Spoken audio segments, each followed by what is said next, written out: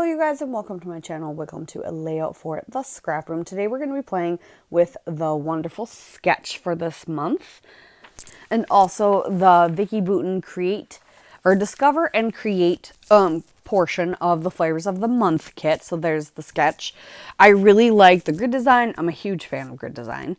But I decided to change it up a little bit. So one thing I'm doing different this month, I wanted to try it out. If you want a breakdown of what is all comes in the kit, it's at the end of the video. So you don't have to watch it. You get to watch me create first.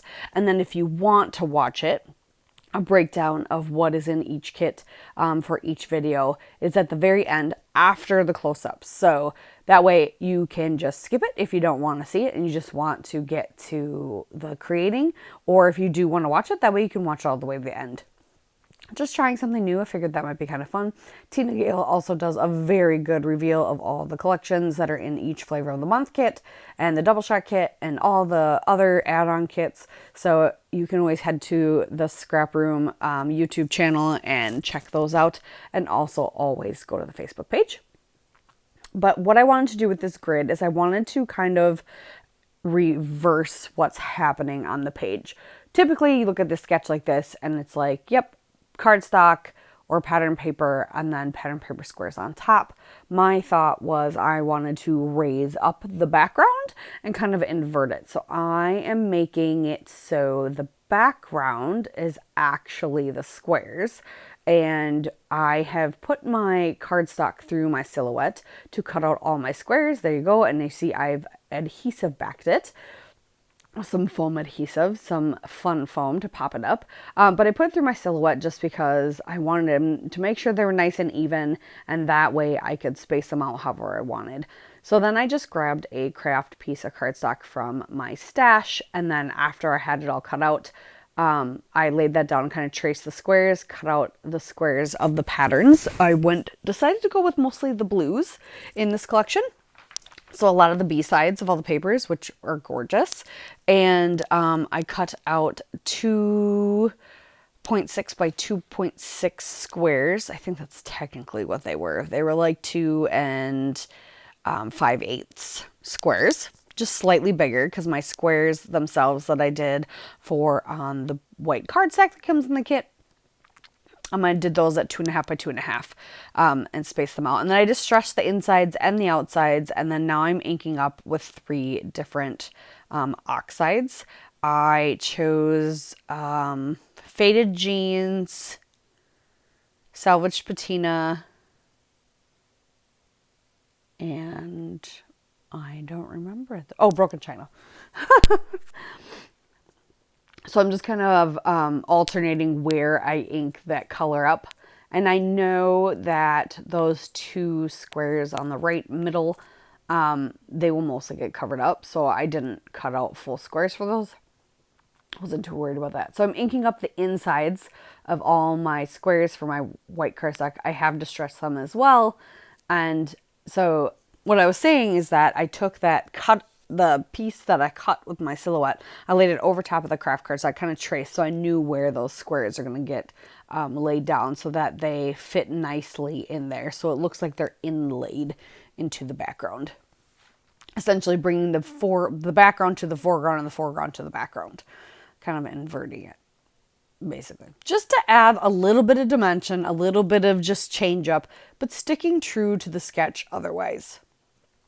So I'm just going to continue inking up and making a mess of all the insides of these squares. And then I'm going to go ahead and glue all my squares down to the background. And then we will adhere the cardstock, the white cardstock cutouts with the cutouts over top of this. And then I chose craft because there are some craft elements a lot in Vicki Boutin collections. And this one does. That one paper had kind of the weaved of different craft patterns. And so I'm going to use that actually as my photo mat. I'm going to change it up a little bit too, and I have 2 vertical photos instead of 2 horizontal. So they will lay a little bit different on than you see in the sketch. But in general, we are going to stay true. And then I will change where one of my clusters is because that photo orientation changed. I rather have the cluster in the upper right instead of the lower right, and you'll see that here in a minute. So now that I've got all those laid down, we are going to adhere the white cardstock to that background, even though it's not, it is a background now. And it's a little wonky and it sticks before I wanted to, but I was able to fix it mostly. And then I'm going to stress this corner a little bit more because I got on there a little wonky and it was like overhanging funny. Anyway, but yeah, I am, because of that craft element, I'm fine with the craft cardstock kind of peeking out on some of the edges and it not looking perfect. And I really do. I like the way this one turns out. The only thing that stinks about changing the orientation of my photos is really I didn't need that second blue square then from the left on the second row because it mostly gets covered up mostly, but it's all right.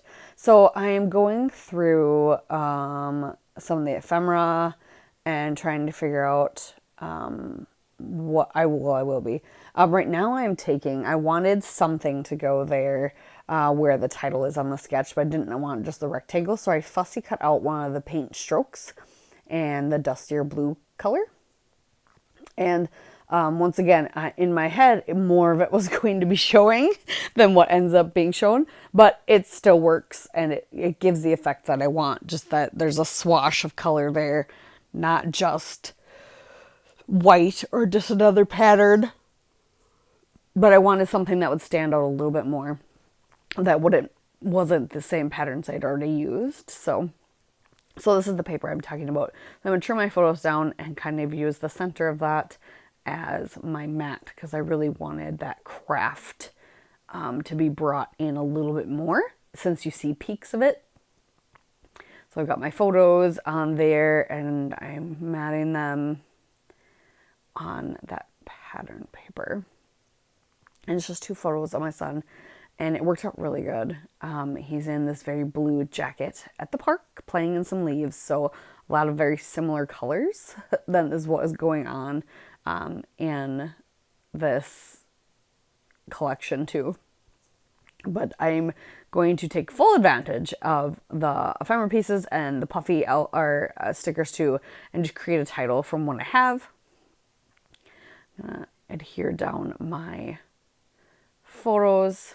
Oh, I forgot I wanted to distress the edges of it since I've distressed everything else. Might as well distress the edges of this too.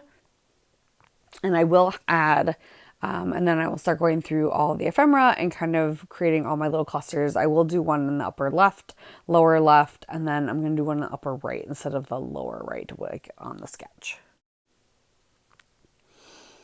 So I'm going to dump out all my ephemera and start picking and playing which needs to go where. So I kind of plan out my layouts, but not to the point of being a perfectionist, which is really funny because I grew up being a perfectionist. But I feel like maybe scrapbooking is my way of like not needing to be perfect and embracing my mistakes. But anywho, so I have this gap. A gap I don't like in my upper right hand corner. That honestly is the main reason my cluster ends up going there instead of down in the lower right. Because I mean, like I said, I kind of planned my layout out, but at the time of cutting all my squares out and the silhouette, I honestly thought I was going to have 2 horizontal photos stacked on top of each other, just like in the sketch. So I really didn't think it through that the spatial alignment would not be the same if I did 2 vertical photos stacked side by side. So that is why I have a gap in the upper right hand corner. So I took like this beautiful craft tag with a butterfly and layered it with a mushroom, and then I'm going to layer it with a flower and a label later, and then I've got that beautiful flower, and I tuck that up there, and eventually I'll find like another label, and then I'll play with some of the foam stickers and stick those under. And all the while I'm also like remembering that all those pattern squares are kind of sunken. So anything that overhangs a ton is gonna need a little support, but at the same time, like, I'm just trying to tuck everything where I want it first, and then I'll support it later. But I do kind of do a little bit of that here, and then I have to adjust it and change it, but it's just all so that when you're gluing things down, you know things are adhered and they're gonna stay, and they're not going to sink or get curled or damaged when you put them in a sleeve. Because yeah, all these are going to go into an album eventually, but I don't want them to get damaged when I put them in, or to move where they don't belong, or to curl up or get caught and blah blah blah blah. So they need to be supported. So that is what I'm making sure I do as well. You'll see me like grab some foam and tuck them under, and then kind of adjust. I did to peel some foam off after I found the typewriter and tuck that under that upper right corner, which was the perfect little spot for me to then just document the date and where we were. But other than that, there's not a ton I wanted to say about this one, because I'm kicking myself for being so behind in ScrapRoom, because I was not very good at like writing down stories. And even when I have been really good at writing down stories, now it's been 3 years since I've written down some stories. And so I haven't got to document those properly. And I feel bad, because there were so many magical moments as a mom with a young kid that I wish I had more to say about it, but a lot of it ends up just being pretty pages with some adorable photos, which is okay, but sometimes, I get a little mom guilt about that. Like, I'm sure there was a reason. A lot of times, no, there wasn't a reason. I just took photos because I love my child. But I'm sure there was also something more deepful and meaningful that I could say, but at the same time, also, I do have those pages, and then I have these pages too, where it's just memories of being together and having fun. And I think that's okay too. But it's okay to feel guilty about it if you do, like I do sometimes. But at the same time, just remember, like, they're still memories. Even though you don't maybe remember all the details about what happened that day or everything, they're still memories, and you're preserving them as much as you can. So yeah, lots of wet glue. This flower, actually, after I put the foam typewriter under it, I needed to do 2 layers of foam, because the typewriter went over top a little bit of the cardstock that was already popped up, and that is already its own adhesive basically, because it's foam. So 2 layers of foam for that flower head. But yeah, and then I grabbed some black twine and put that in my tag, trying to hold things down so it stays glued. I do not use that star little banner up in the upper left. I end up using these three feathers, and then some of the other foam and puffy stickers, and just creating little clusters. I really like the way that upper right cluster turned out, and like all of them. And then my title piece,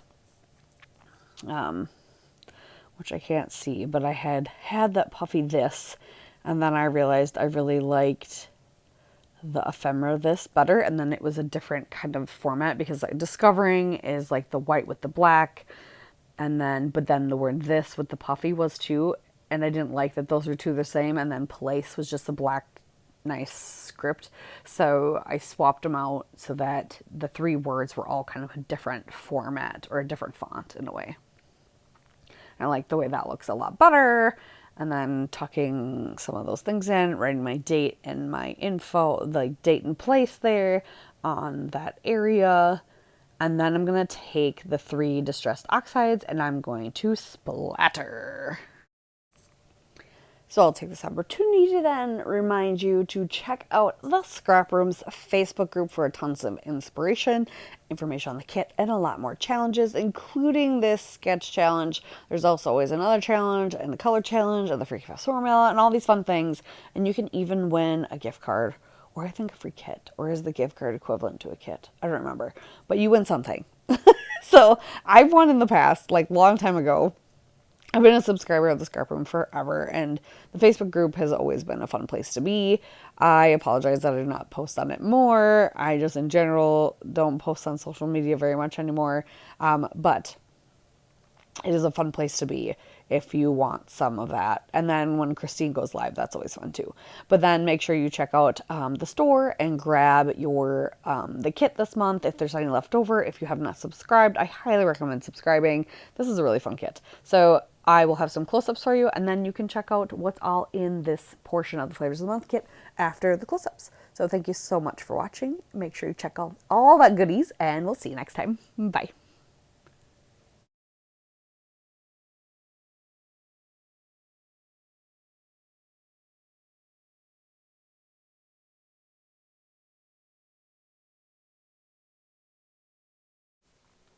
We have Vicki Boutin Discover and Create. This one's called Brush Strokes, beautiful blue on the back. The second sheet is called Fresh Air. And the third sheet is called Pastime. You're going to get 2 sheets of white cardstock with those beautiful 3 pattern papers. And then you're going to get a mixture of icon and journaling ephemera, which is going to vary per kit, a few foam thickers, which is going to vary per kit, and some puppy thickers, which is going to vary per kit, and then 1 chipboard frame. So those are the foam thickers. And then here I'm showing you all the mixture of icon and journaling ephemera. There's my chipboard frame. And then here's all the mixture of those things. And then I have the foam, or I should say puffy thickers as well, here in a little bit. So I'm spreading everything out so you get a good look. All these will vary, but you will get the same pattern papers and cardstock. So I hope you subscribed and you enjoy. Bye.